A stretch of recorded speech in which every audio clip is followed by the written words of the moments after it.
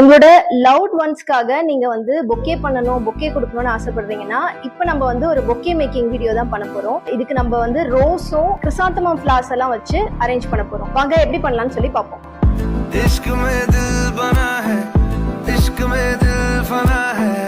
First ஒரு 3 ரோஸை வச்சு ஆரம்பிச்சிருக்கோம். இதுல இன் பிட்வீன்ல வந்து இந்த கிறிசாந்தமம் ஃபிளார்ஸ் எல்லாம் வச்சு அரேஞ்ச் பண்ணிட்டு